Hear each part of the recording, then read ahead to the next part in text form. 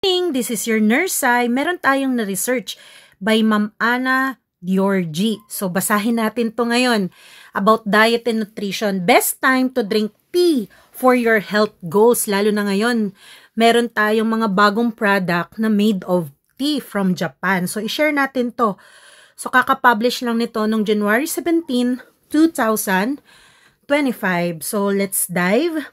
Ayan. So, meron tayong table of contents, morning, night, anytime tea for health goals, how much to drink. So, let's read it. Yan, sabi dito, the best time to drink tea depends on the type of tea you consume. Caffeinated or versus herbal, and your desired result. For example, green tea is suitable option if your goal is to replace your morning coffee. So, marami nga rin naman talaga na hindi mahilig magkape or napakaganda rin na pang-replace yung tsaa sa mga mahilig magkape. However, it is not the best choice if you want to promote relaxation before bedtime. So, basahin natin. Ayan, best tea to drink in the morning. So, meron tayong green tea.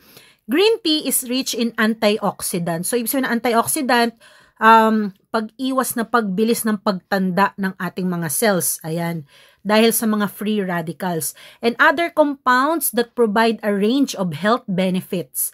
However, it is also contains a strong dose of caffeine which works as a stimulant to keep you alert and awake. Ayan. As a result, the best time to drink tea may be in the morning or mid-afternoon when you need an energy boost.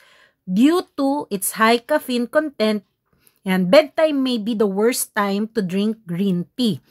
You should also avoid drinking green tea on an empty stomach. Caffeine increases stomach acids, which can trigger heartburn and stomach upset. Drinking green tea with food can help alleviate these effects while allowing you to take advantage of its benefits. Many of the green tea's health benefits can be traced to the presence of, polyphenols, a type of antioxidants that protect the body from cell damage. It is also rich in other disease-fighting chemicals, including compound called catechins. Together, these compounds may provide the following benefits. Ayan, so nakakatulong po ang ating green tea.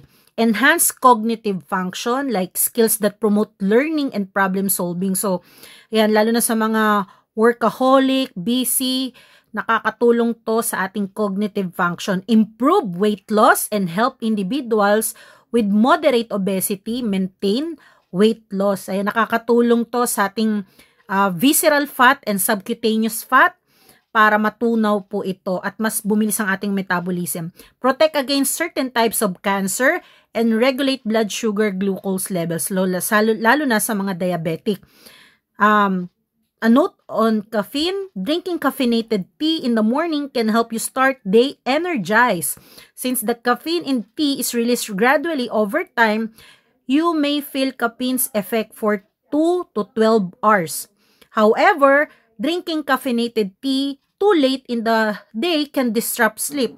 Experts recommend cutting off caffeine in the mid-afternoon to avoid caffeine-induced sleep disruption. So, ayan. Recommended to take it morning and mid-afternoon. Best tea to drink at night. Ayan. So, meron tayong rosemary tea. Rosemary tea may be one of the best tea to drink at night. Drinking it before bedtime can allow you to tap into its sleep-enhancing qualities. The herbal tea is naturally caffeine-free, so you can consume it throughout the day. Drinking rosemary tea in the morning may help you take advantage of rosemary's benefits in improving cognitive deficit and reducing anxiety as you start your day. Some of the research-backed medical uses of rosemary tea include the reduction of the following condition: anxiety, bacteria, blood clot formation, cancer, chronic condition, cognitive deficit, diabetes, fluid retention, inflammation, liver disease, pain detected by sensory neurons, peptic ulcers. So, tea to enjoy anytime. Yan, ginger tea. So, sa First Vita Plus, we can recommend yung ating gout out capsule kasi pwede natin yung gawing tea. Yan, meron yung turmeric piperine. Napakaganda nito. Kaya, nire-recommend natin sa may mga GERD, yung ating Melon Gold plus itong combination with gout out capsule na pwedeng gawing tsaa. You can enjoy ginger tea at any time of the day since it does not contain caffeine. You don't have to worry about it causing jitteriness or interfering with your bedtime routine. Sipping ginger tea before or during a big meal can protect against problems such as heartburn and indigestion since ginger promotes gastrointestinal motility and the rate at which food leaves your stomach. It can also encourage efficient digestion throughout the day. Research indicates that the polyphenols in ginger tea helps reduce the following symptoms: blood sugar levels, chemotherapy, nausea, indigestion, inflammation, morning sickness, motion sickness, nausea, and vomiting. Hibiscus tea, like other caffeine-free tea, you can enjoy hibiscus tea at any time of the day. This sugar-free drink is traditionally used as cooling beverage to counter body heat in hot weather in countries like Egypt and Sudan. Drinking hibiscus tea after lunch or dinner can allow you to take advantage of its diuretic, increasing urine output and digestive properties, which can reduce bloating. Polyphenols occur naturally in many foods and in other teas.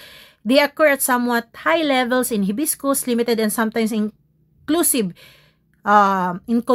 human, animal, and lab studies involving hibiscus tea have demonstrated that it may provide the following benefit: protects the liver, reduce blood sugar level, reduce free radicals which can damage cells, reduce high blood pressure, reduce inflammation, reduce kidney disease, reduce lipid levels in the blood, reduce or treats anemia, supports weight loss. And dandelion tea is a caffeine-free beverage made from dandelion leaves that can you enjoy anytime. However, the dandelion leaves acts as diuretic. Therefore, you may want to avoid drinking dandelion tea before bedtime to avoid having to wake up to urinate. Dandelion tea contains vitamin A, B, and C.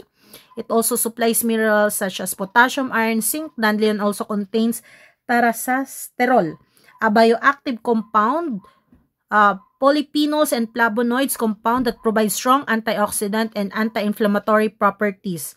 Research have not studied the medical properties of dandelions in human. Instead, the literature on the topic is limited to animal and laboratory studies.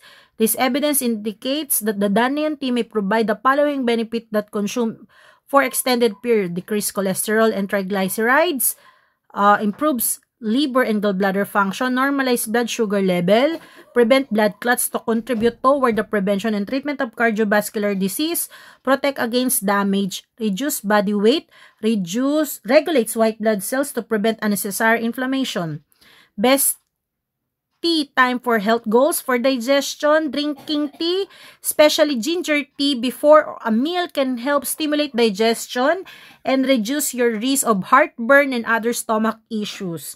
You can also achieve these benefits by drinking tea during a meal. For weight loss, drinking tea on an empty stomach in the morning may help your body absorb nutrients and improve your metabolism, which can support weight loss. Research suggests that drinking tea for weight loss, especially green tea, is most effective when consumed before exercise. Wow.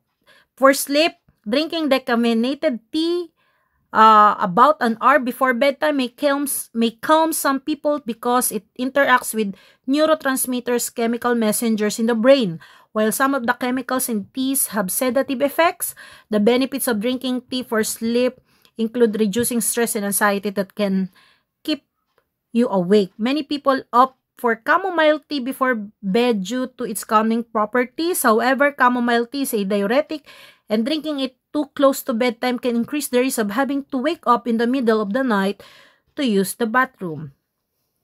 So, benefits of daily tea drinking. Daily tea drinking allows you to take advantage of polyphenols found in both caffeinated and herbal tea. This antioxidant can help lower your risk of certain chronic diseases. Yan.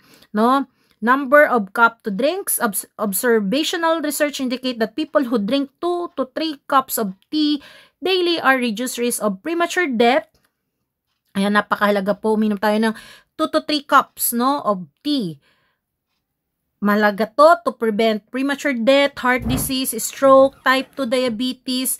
Generally, research indicate that the tea consumption provides more benefit than dangers. Alright? However, chronic conditions and medications can impact how certain teas affect you. Combining certain teas with some medication can do more harm than good, especially when consumed in excess. Contact healthcare provider if you are pregnant, have a chronic condition such as heart disease, high blood pressure, or diabetes, or take prescribed medication to determine the quantity and type of teas that you can safely consume. So that's all. Thank you very much by Ma'am Anna Cernoni Georgie, freelance writer with more than 25 years of experience writing health and wellness related content. Thank you very much for watching and listening to this content.